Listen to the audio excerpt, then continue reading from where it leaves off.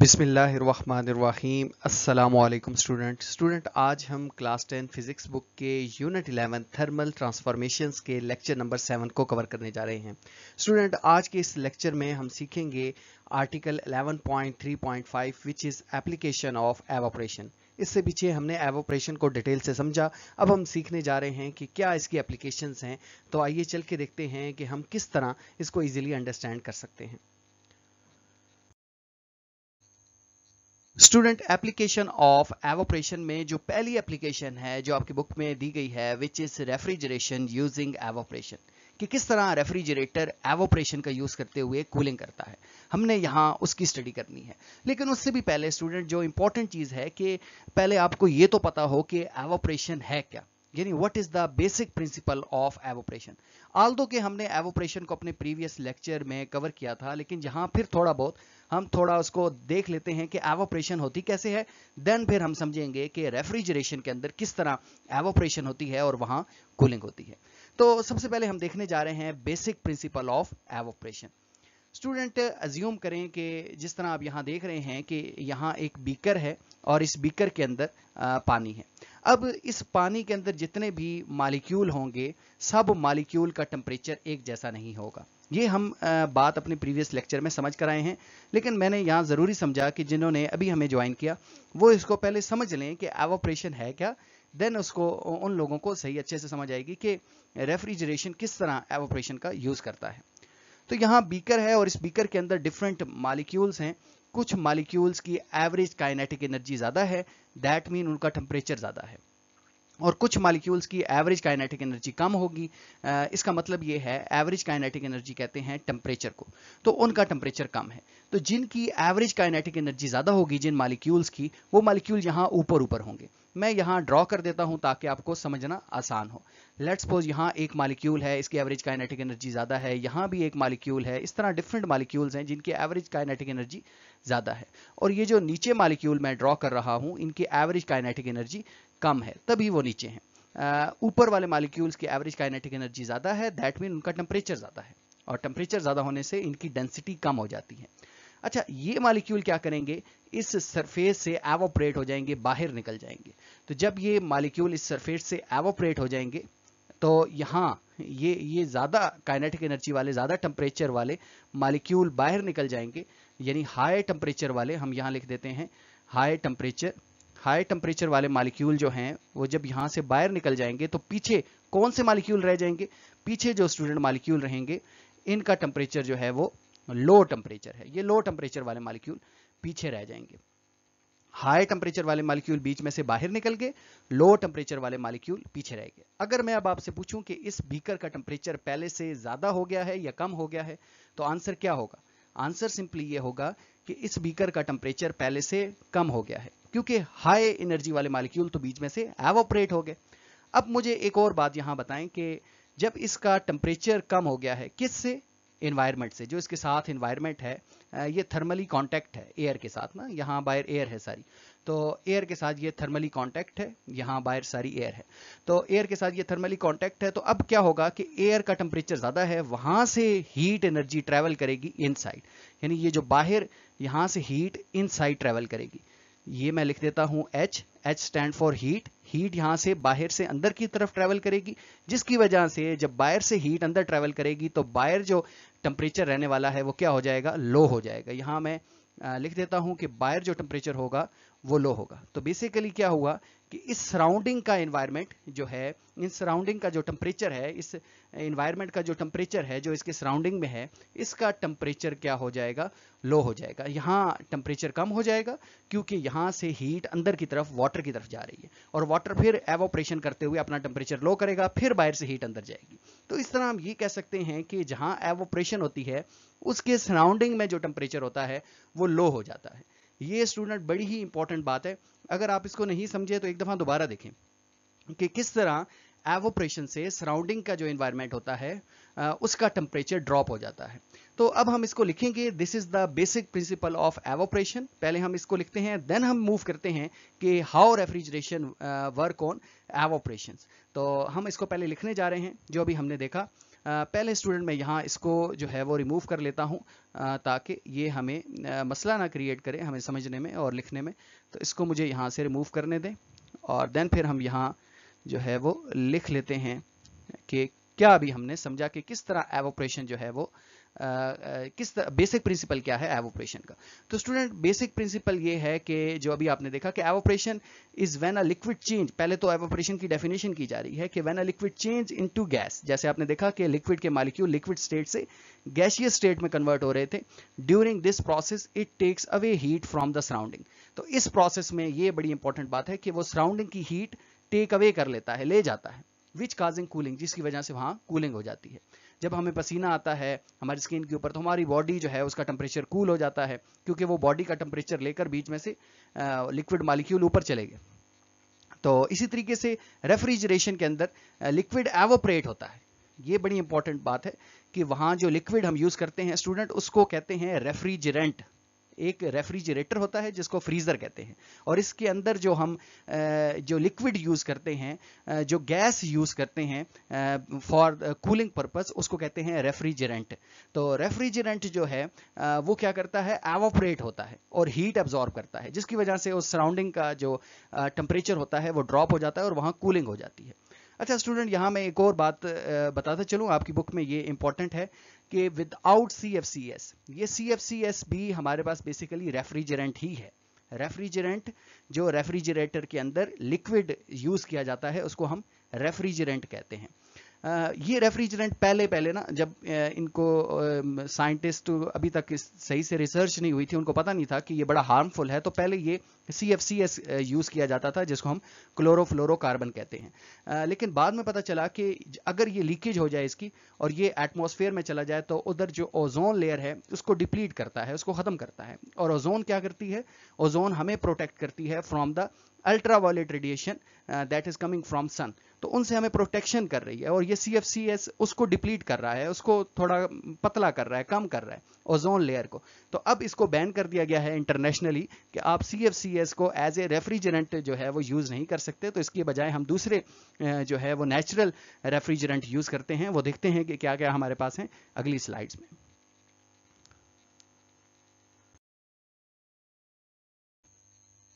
Student, अब हम देखते हैं कि किस तरह से रेफ्रिजरेटर यूज करता है एवोपरेशन का और कूलिंग करता है।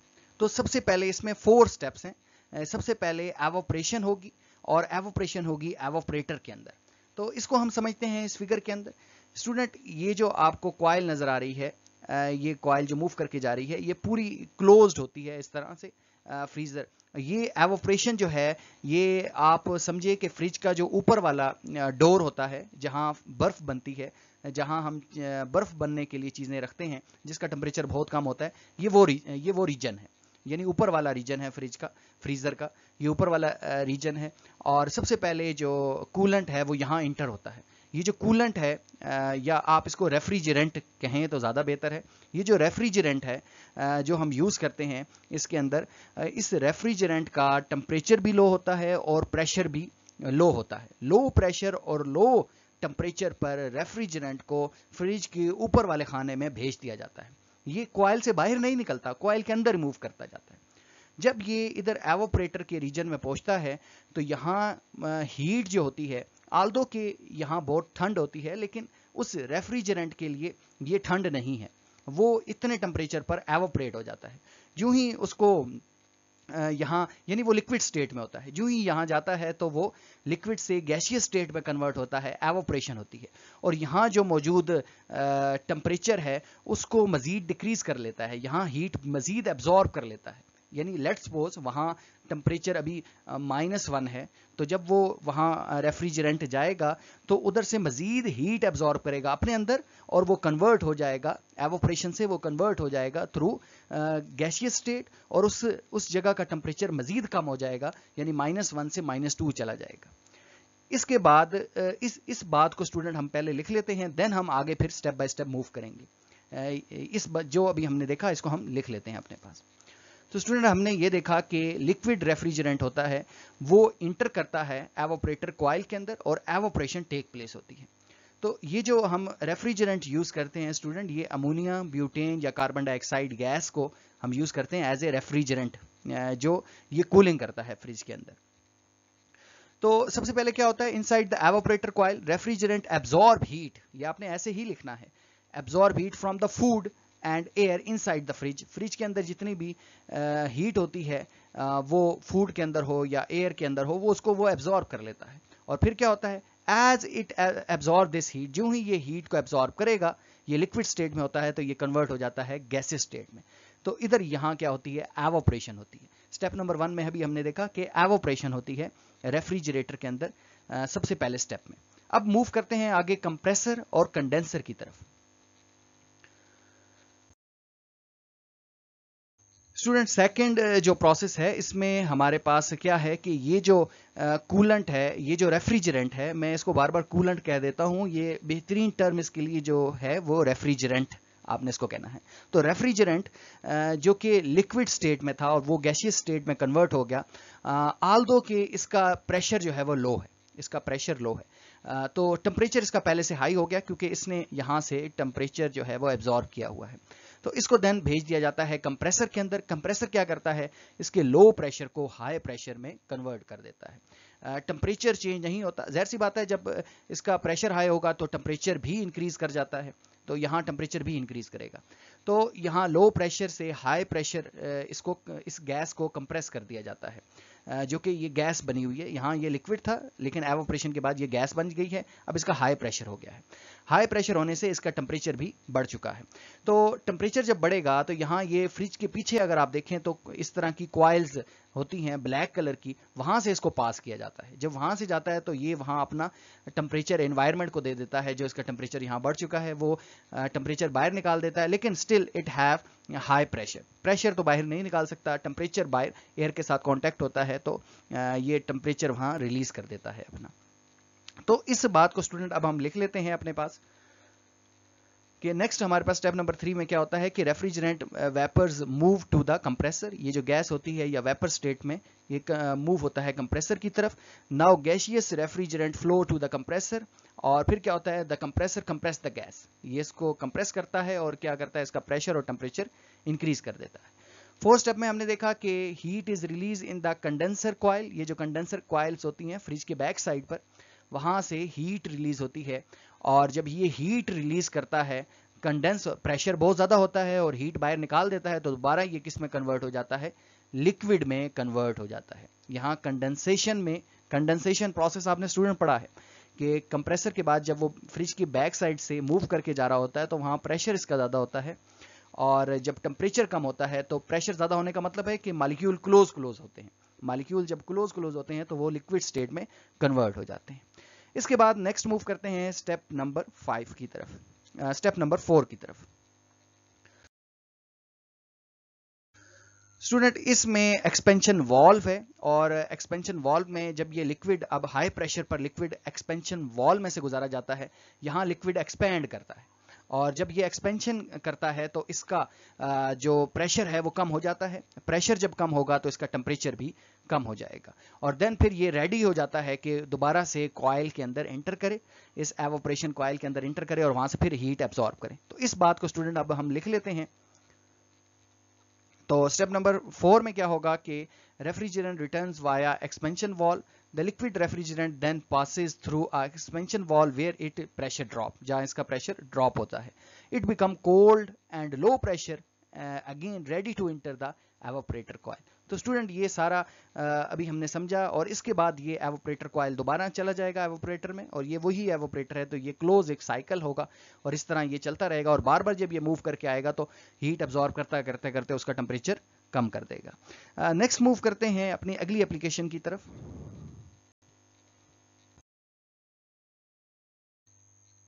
नेक्स्ट स्टूडेंट जो हमारे पास सेकंड एप्लीकेशन है which is food preservation. Food को प्रिजर्व रखते हैं थ्रू एवोपरेशन। किस तरह से, यहाँ है कि when water is removed from the food through evaporation, evaporation के जरिए से जब फूड में से वाटर को रिमूव किया जाता है तो वो ड्राई हो जाता है।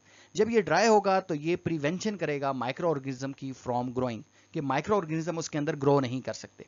Which helps in preserving the food for a longer time, जिसके नतीजे में हम लंबे अरसे तक फूड को प्रिजर्व रख सकते हैं। बेहतरीन इसकी एग्जांपल है ड्राई फ्रूट्स जो आप खाते हैं, वो ड्राई फ्रूट भी एवोपरेशन के ज़रिए से ही प्रिजर्व होते हैं। इस तरह हम वेजिटेबल्स को, मीट वगैरह को भी एवोपरेशन से क्या करते हैं, प्रिजर्व करते हैं for long time. Next move करते हैं अपनी अगली एप्लीकेशन की तरफ।